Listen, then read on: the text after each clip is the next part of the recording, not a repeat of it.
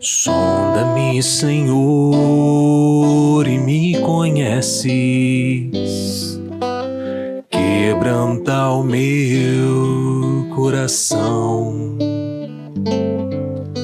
Transforma-me conforme a tua palavra e enche-me até que em mim se ache só a ti.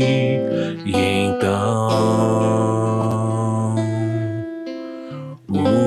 usa-me, Senhor, usa-me como farol que brilha à noite, como ponte sobre as águas, como abrigo no deserto, como flecha que acerta o alvo. Eu quero ser usado da maneira que te agrade, em qualquer hora e em qualquer lugar. Eis aqui a minha vida, usa-me, Senhor, usa-me, sonda-me, quebranta-me, transforma-me, enche-me e usa-me, Senhor.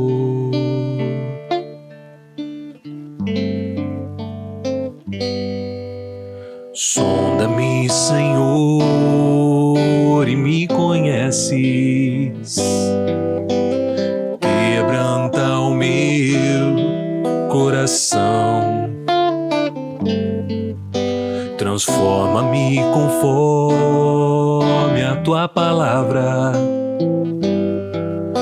e enche-me até que em mim se ache só a ti. E então usa-me, Senhor,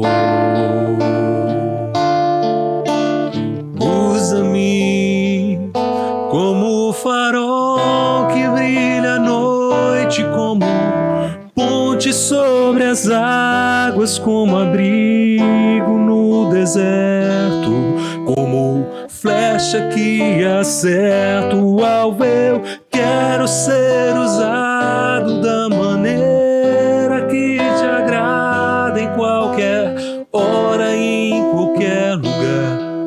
Eis aqui a minha vida, usa-me, Senhor, usa-me, sonda-me, quebranta-me, transforma-me, enche-me e usa-me, sonda-me, quebranta-me, transforma-me, enche-me e usa-me, sonda-me, quebranta-me, transforma-me,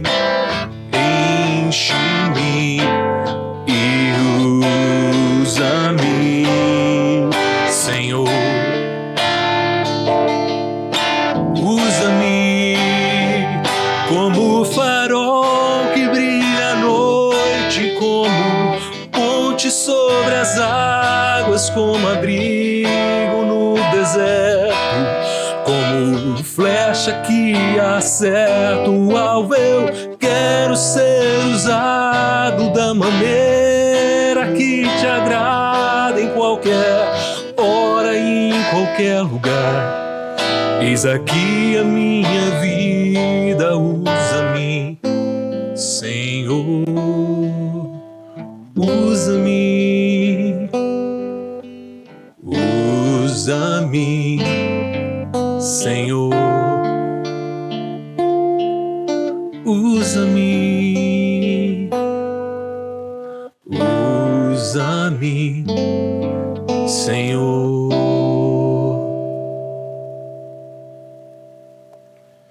Jesus, nós queremos consagrar esse tempo e as nossas vidas a Ti, que esse seja um tempo de aprendizado, de crescimento, de amadurecimento, que a nossa relação contigo seja intensificada, seja aumentada por conta desse tempo que vamos passar juntos aqui. Que o Senhor fale através de nós e fale conosco, com cada um de nós e através de cada um de nós. É o que nós te pedimos hoje, no nome de Jesus. Amém.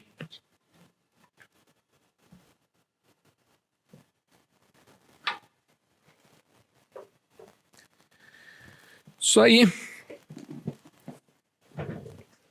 Não costumamos cantar músicas da Aline Barros. Faz tempo que não cantamos músicas da Aline Barros.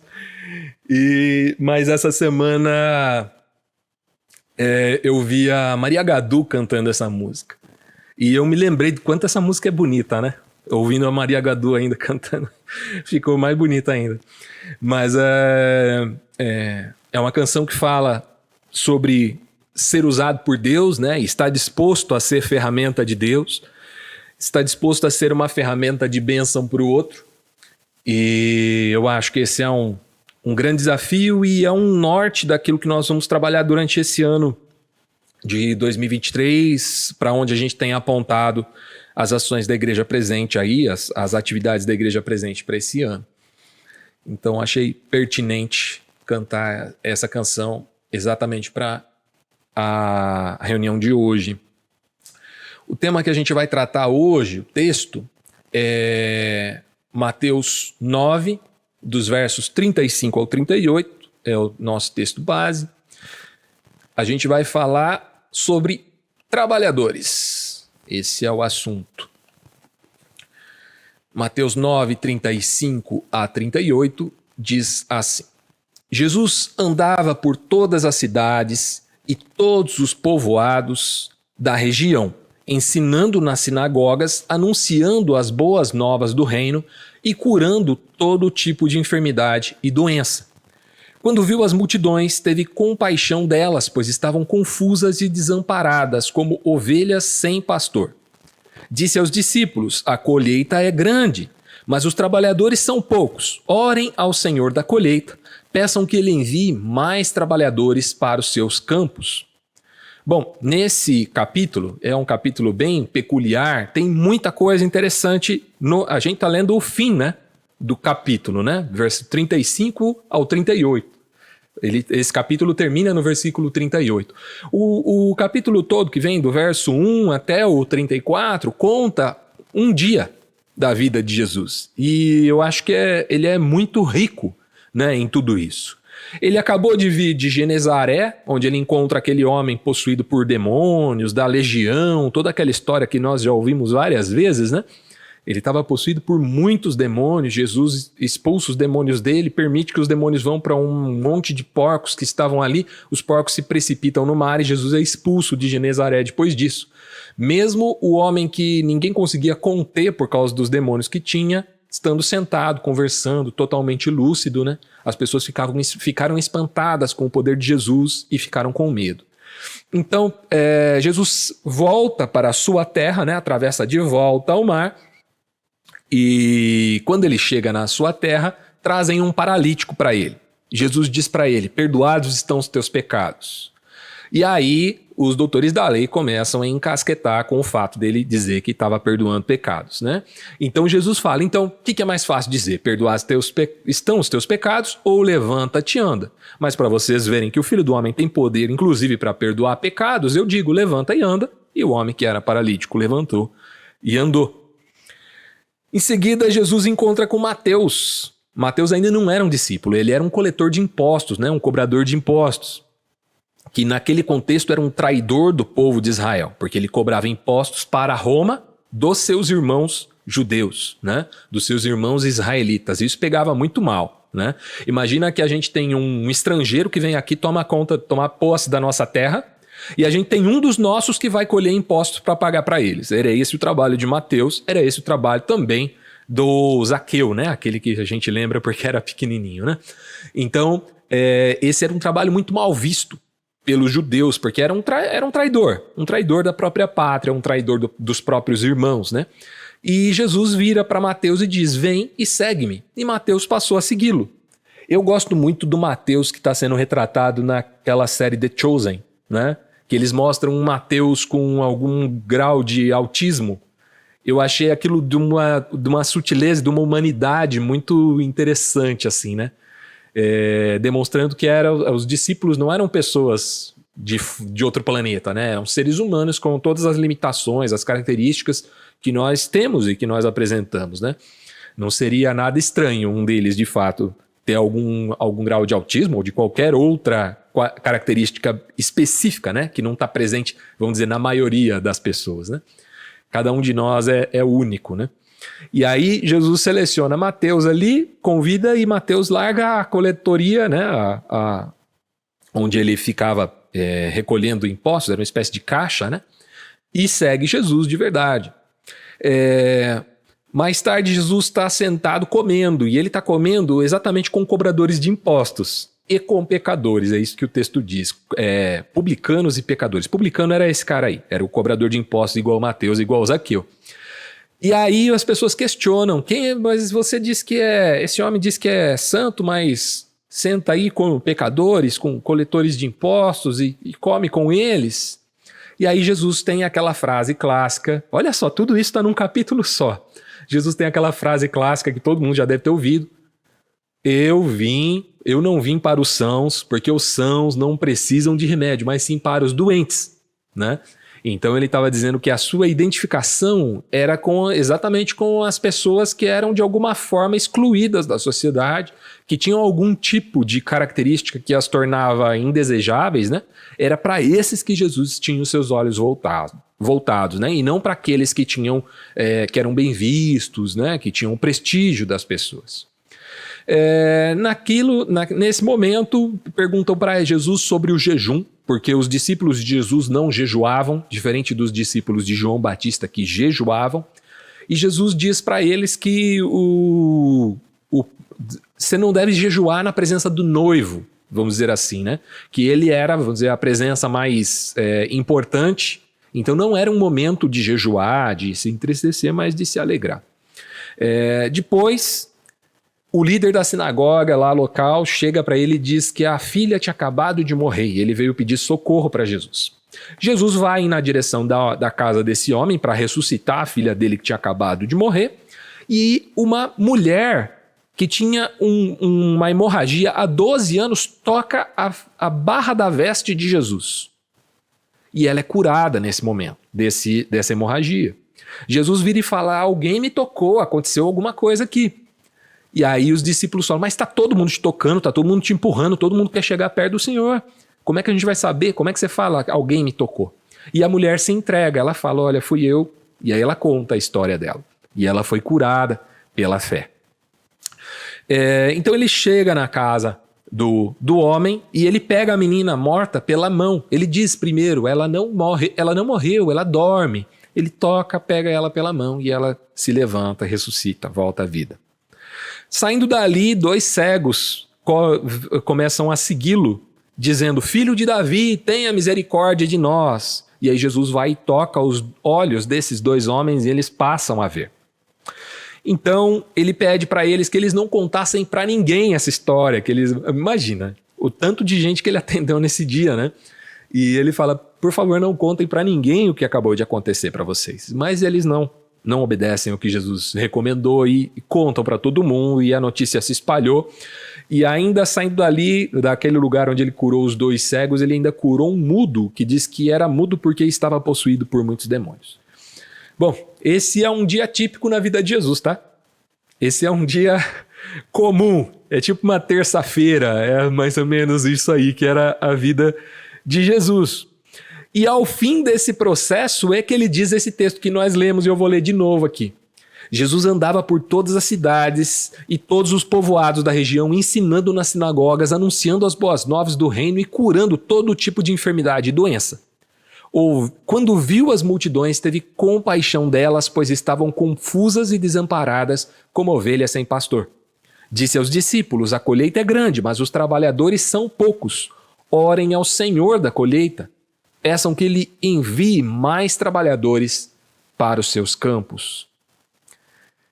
Provavelmente Jesus estava bem cansado, né? A essa altura do dia, ele já havia feito muita coisa, já havia ido socorrer muita gente, já havia tido contato com muita dor, com muito testemunho triste, com muita história história de luto de um pai que perdeu a filha, história de uma mulher que ficou 12 anos sendo explorada por médicos que não eram médicos, né? Eram curandeiros, né?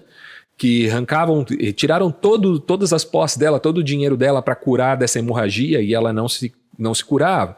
Naquele contexto havia um agravante, nesse caso da mulher da hemorragia, que a mulher em período menstrual ela era considerada impura. Eles não tinham, vamos dizer, talvez itens de higiene como nós temos hoje naquele tempo.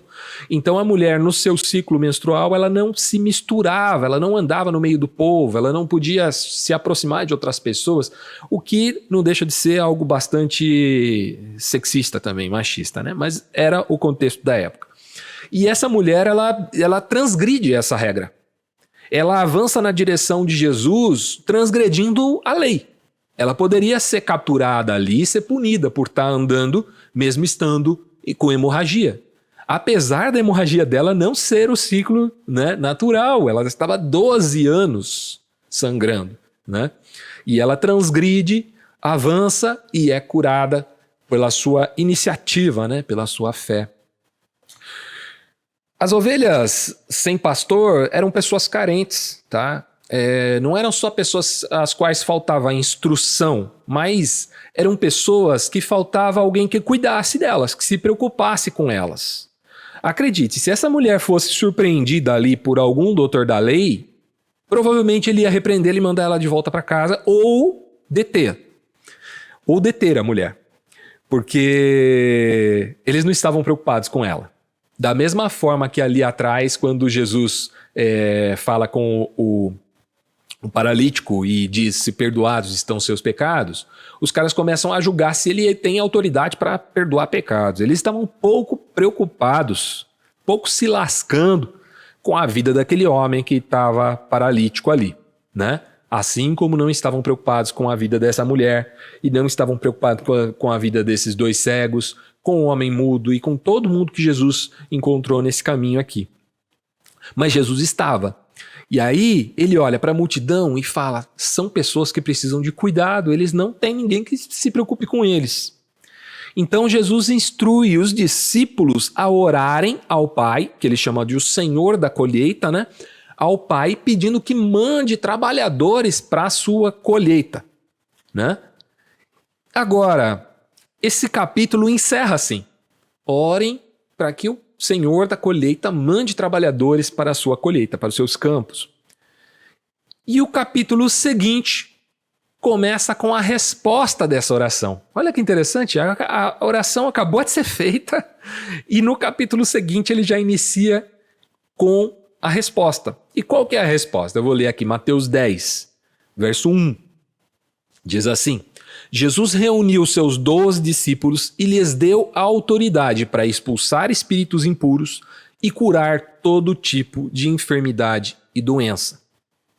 Então, os discípulos foram convocados por Jesus a orar pedindo que o Pai enviasse trabalhadores e em seguida eles mesmos foram a resposta da própria oração deles pedindo mais trabalhadores. Quando a gente ora assim, poxa, não tem uma pessoa que se importe, ora por isso, pede a Deus e olha, o maior risco de todos é que Deus te capacite, como aconteceu aqui, para que você seja a resposta dessa necessidade, né? Puxa, não tem ninguém preocupado com isso, não tem ninguém preocupado com essa situação, não tem ninguém preocupado com essas pessoas, não tem ninguém olhando para essa injustiça que está acontecendo.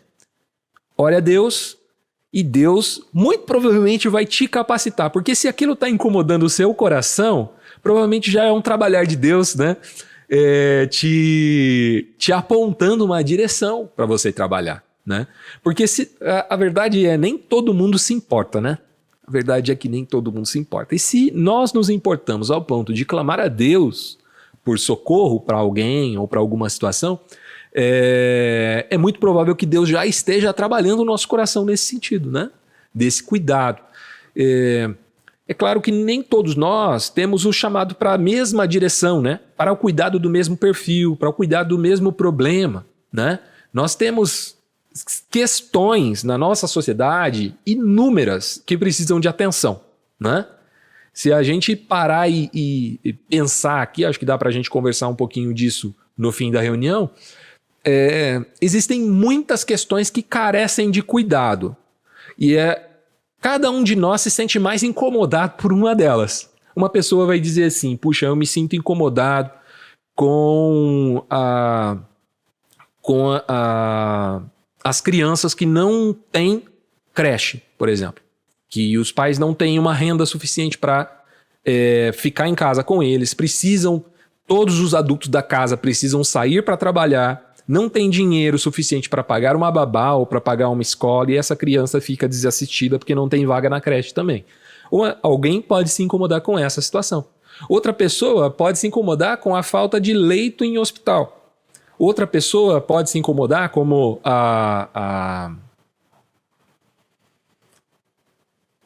como a Raquel, né, com a relação da violência obstétrica, que é um assunto gravíssimo, né?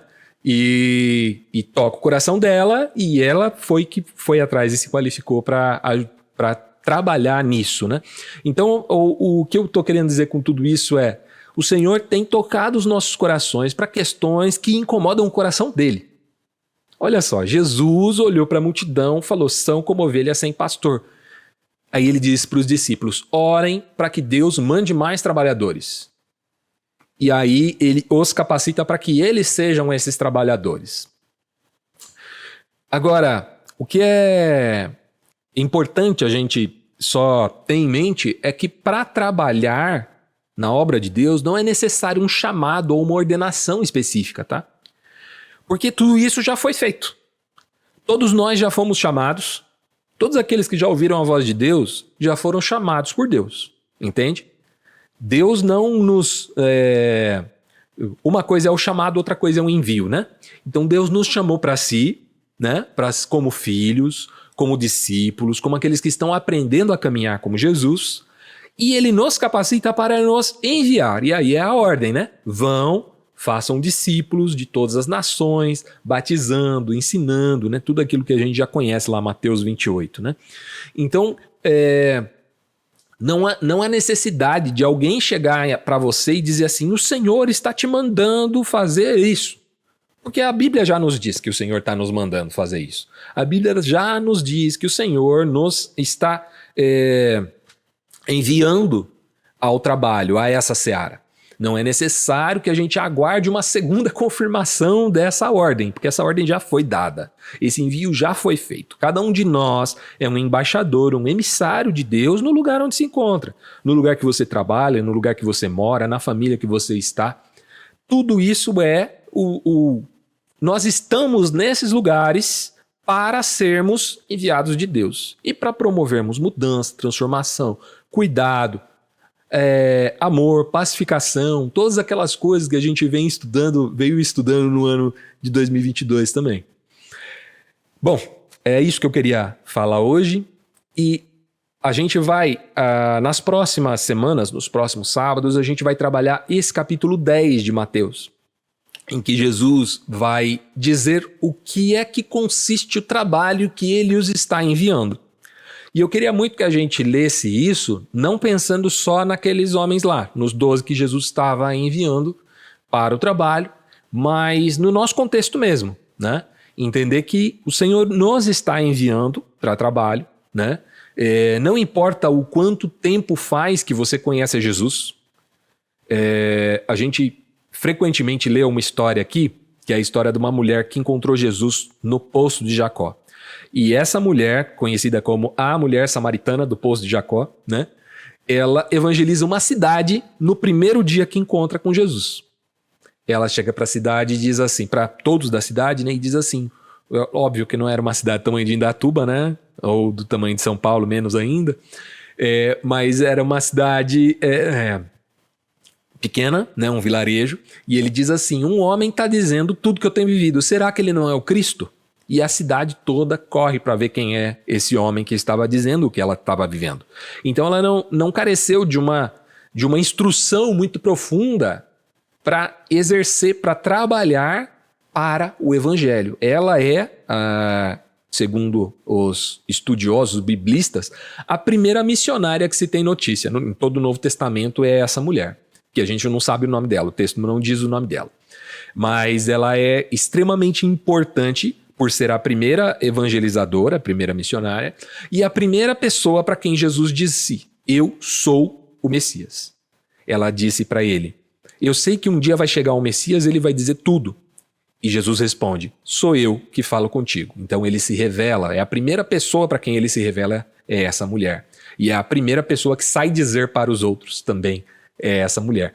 Então percebe que não existe essa necessidade de eu preciso ter muito tempo, muita maturidade, muito tempo de igreja para servir a Cristo, para trabalhar para a obra. Não é necessário, tá?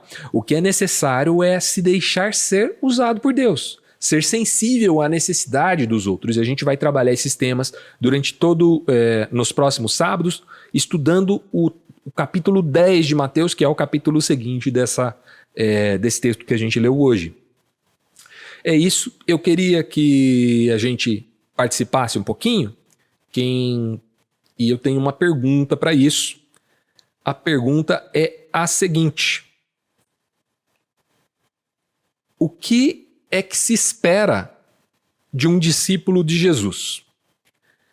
Veja, um discípulo, na nossa concepção, um discípulo não são só aqueles 12, é qualquer pessoa que segue a Jesus. Inclusive a gente aqui, 2000 e tantos anos depois, também somos discípulos de Jesus. Qualquer pessoa que segue a Jesus é um discípulo de Jesus. Agora, o que é que se espera, ou o que é que deveríamos esperar encontrar em um discípulo de Jesus? Quais características, quais posturas, quais talentos, habilidades, talvez, defeitos, o que a gente deveria esperar encontrar em alguém que é um seguidor de Jesus? E aí, pessoal, como é que vocês estão? Tudo bem? Primeiramente, obrigado, porque se você chegou até esse vídeo é porque você assistiu a mensagem inteira e você viu que eu termino ela fazendo uma provocação e alguma pergunta. Então, no final dessa reunião, a gente tem aí um papo que vai muito mais longe, né? Se você quer participar dessa conversa também, a principal forma é você comentando aqui embaixo. Você pode responder a pergunta que eu fiz, a provocação que eu fiz e desenvolver também uma conversa aqui. Agora, se você gostaria de participar dessa conversa ao vivo, você deve acessar o link igrejapresente.com/reunião. Através desse link, você vai ter acesso a um formulário em que você preenche alguns dados. É muito simples, pessoal. Você vai responder essas perguntas para que eu possa gerar um link para você participar da reunião com a gente ao vivo. Essas reuniões acontecem todos os sábados às 20 horas através da plataforma Zoom. Enquanto isso, você pode ter acesso através desse link aqui à nossa playlist com todas as reuniões da Igreja Presente e neste link aqui se inscrever no nosso canal. Eu recomendo que primeiro você se inscreva no canal e depois acesse as nossas reuniões. Beleza? Tchau, tchau.